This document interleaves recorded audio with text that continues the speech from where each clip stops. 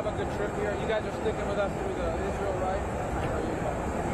We're going to go see the civilian military coordination center that's just standing up. We'll be assigning some career experience state personnel to sort of be there to help coordinate all these efforts. It's important, particularly in the next couple of weeks, that we keep the ceasefire together. The Vice President is there now, and he'll be returning tomorrow. Has great reports on the progress made, but there's more work to be done, and we know that. So the first couple of weeks are going to be clean. And then the work will begin sort of building out the permanent process, of going to the UN, potentially getting the international mandate, building the international defense security forces. There's a lot of work to be done, but certainly we wanted to make sure that we were there and ensuring that we had the right people in place at the coordination center, which is key to holding us all together. Why did you feel the need to go on the heels of the Vice President so quickly, sir? Well, I'm connecting with the President in Qatar on the way to the Middle East, so it was probably the last opportunity I would have for the next 10 days. So the coordination session just opened, but our State Department personnel that are going to be assigned, and we'll have an announcement tomorrow about who that is. We'll have somebody there as Admiral Cooper's counterpart at State, an experienced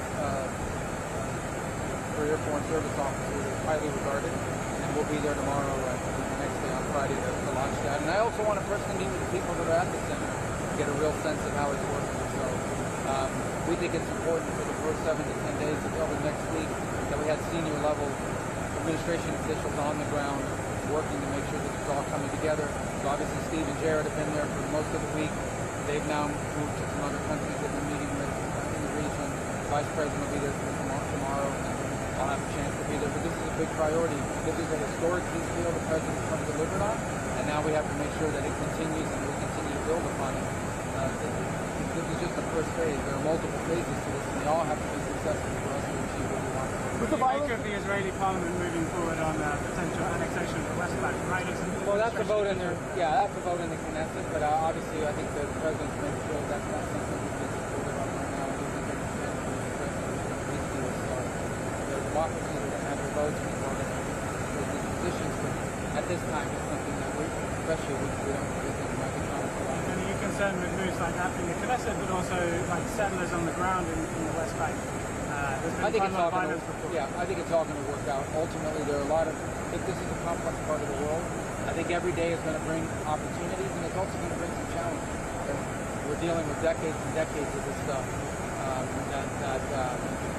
Every day is going to bring challenges. Every single day, something's going to pop up that we need to fix or could harm this effort. But every single day, I think we're also seeing things we never thought we'd see before, like the number of countries willing to participate in this effort, be it through money, or personnel, or both, or expertise. We've never seen this sort of international cohesion behind something. So we have to be pursuing those opportunities because they're really great, historic, and important. We also have to be in a position to deal with these challenges because they're going to come up every day, and that's why it's so important that we have someone like Admiral Cooper there to coordinate the civilian military coordination center, but also to have someone from the State Department on the ground who understands the region and understands the place. Are you concerned that with the violence over the weekend in Gaza that the ceasefire is at risk of falling apart? Well, every day there'll be threats to it, but I actually think we're ahead of schedule in terms of bringing it together. And the fact that we made it through this weekend is a good sign. But there's going to be challenges every single day. Understand, Hamas remains a terrorist organization. Hamas remains a violent group of people. Hamas remains a danger not just to Israel, but to the people of Gaza. That's why we need an international security force on the ground to stabilize that and prevent them from doing some of the things we've seen. So every day is going to bring challenges like that. But it's also going to bring opportunities. So we've got to take it. We've got to deal with the challenges and make sure they don't unravel this. So I'm not worried about it, but we're aware that these are challenges that we have to confront. But yeah, I mean, it's not. If this was easy, it would have been done 30 years ago. And in terms of the sanctions announced by Treasury on Russia today, what changed the president's mind from last week from looking for a Budapest meeting to imposing sanctions? Well, we'd still like to meet with the Russians. We still want to, and I think I had a good call with Foreign Minister Lavrov, and we'll follow up on that. We're always going to be interested in engaging if there's an opportunity to achieve peace. I think the President has said repeatedly for a number of months now that at some point he will have to do something if we don't make progress on the peace deal. Today was the day he decided to do something. On the settler violence, a lot of it is targeting the town of Messiah, where there's a certain amount of Americans who live there. And they've expressed a lot of concern. Is that something that's on your radar? Of course. Look, we're concerned about anything that threatens to destabilize what we've worked on. The president has achieved something very important here, which is bringing international partners to the table to find something that's enduring in Gaza so we never have another October 7th, but also so the people of Gaza can have a better life, so the people of Israel can be secure, so no Israelis ever taken hostage or murdered again the way they were on October 7th. And we want to make that work, and we're going to do everything we can to make it work. And it's important for both the Israeli side, but also Palestinians on the ground in Gaza to do their part, and for our international partners to meet their commitments as well. So these are things that are challenges. It's the kinds of challenges we face in this region. That's why it's complicated. We know that. That's why multiple administrations in the past have tried and failed to get to the point we are today. But we understand there's more work to be done. But we feel very positive about the trajectory it's on, even though we are well aware that there are going to be some real tests ahead. But we feel good that we have a real opportunity to confront and solve those challenges and take advantage of the historic opportunities that this peace presents. What about the strike that was just announced that was in the Pacific? It seems second like one? Yes, it really seems to be expanding and involving more and more countries in the region. Well, I mean, look, this is an operation against narco-terrorists, as the Department of War characterizes them, the Al-Qaeda of the Western Hemisphere. These are well-funded, dangerous, violent drug cartels that operate as terrorists who are flooding our country with drugs. The United States is going to deal with it. The President's made a decision to deal with it. So they come on boats, as we've seen. They come through the Caribbean with the full assistance and cooperation of the illegitimate government of Venezuela, the cartel de los Soles, which is run by Nicolas Maduro. And they also operate in the Pacific. I think the difference between the Pacific and Venezuela is we have partners in the Pacific that are helping us, that are assisting us in counter-drug operations. We have people that we can work with over there in Ecuador, in El Salvador. I think we've had historic cooperation from the Mexicans on counter-drug. There's more to be done, but we think they're doing more than they've ever done in cooperation with the United States. So I think that's a big difference in the Pacific and the Caribbean Basin. The challenge of the Caribbean Basin is you have a narco state in Venezuela run by a cartel. And I remind everybody, Nicolas Maduro, it's not just me saying it. People think I'm just calling the guy names. He's indicted by the Southern District of New York. The Southern District of New York indicted Nicolas Maduro and a bunch of other people in his regime for being they're a transshipment organization. They are facilitators. They say, well, they don't grow cocaine. No, that's not what we're saying. They allow drug traffickers to use Venezuelan territory. Not only do they allow them, they assist them. For a fee, they get paid, but they are transshipment cartel, and they need to be dealt with, and that's the challenge in the Caribbean. In the Pacific, fortunately, we have allies like Ecuador that's facing a very tough time right now that are cooperative partners in the counter-drug efforts. If you have allies, then why do you need to strike a boat? Well, the United States has unique capabilities that others don't have. I'm not going to get into the details of the intelligence that we gather, but I can assure you that every one of the strikes involves boats and shipments that were tracked from the very beginning.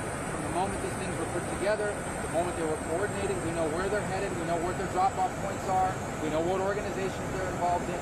These things are tracked very carefully. There are hundreds of boats out there every single day, and there are many strikes that we walk away from, and that the Department of War walks away from because they didn't meet the criteria. This goes through a very rigorous process. Are these Colombian nationals or Ecuadorian? They are as you've seen. We've seen Ecuadorian nationals, we've seen Venezuelan nationals. We've seen. Well, I can't comment on the Pacific side of the Pacific. I don't think that's up to the Department of War to make that. Just one follow-up. I mean, the president keeps saying that there's fewer and fewer votes because it's working, and that he's considering land strikes. What does he mean by land strikes? Well, I don't have anything to announce on our strategy with regards to that. Suffice it to say that there are routes on the ground as well. We're aware of that. And the good news about that, too, is that we have officials in Ecuador, in El Salvador, in Guatemala, in these countries in the region, in Panama. And historically, by the way, with the Colombian authorities. I think the Colombian authorities, when it comes to their military and their police, are still very pro-American. The only problem in Colombia is a lunatic president. The guy's a lunatic. He's a lunatic.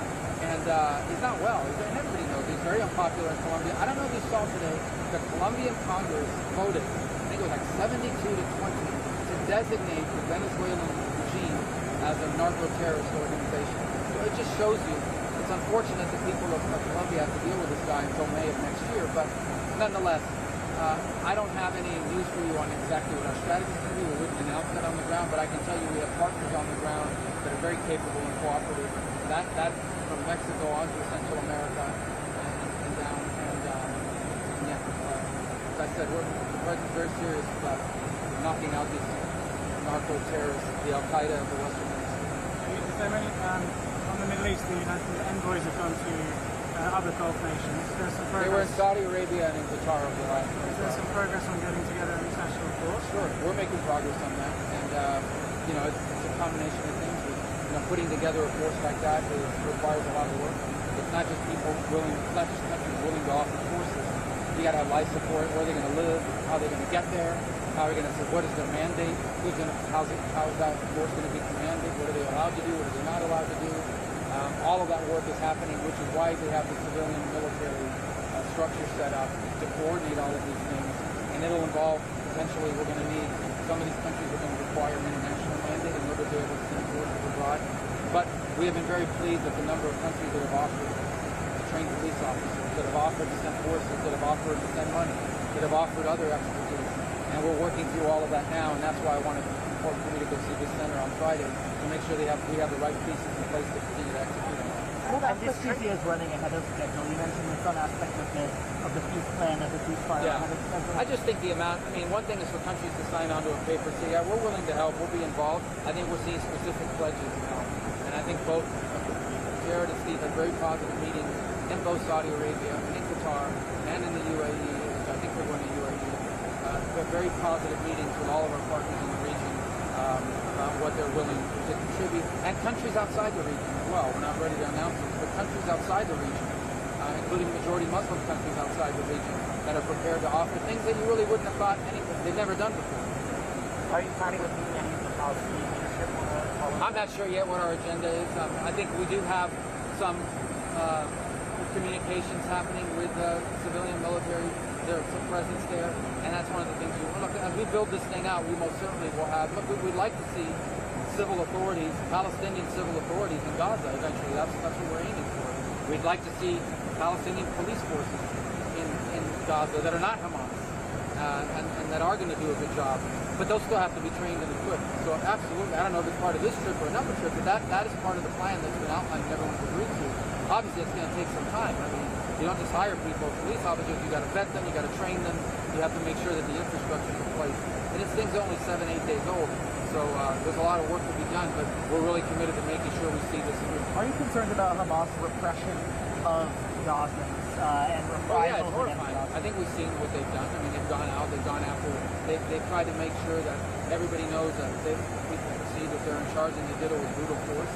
These images were out there, they were putting the images out there. I think it exposes a little bit of hypocrisy here.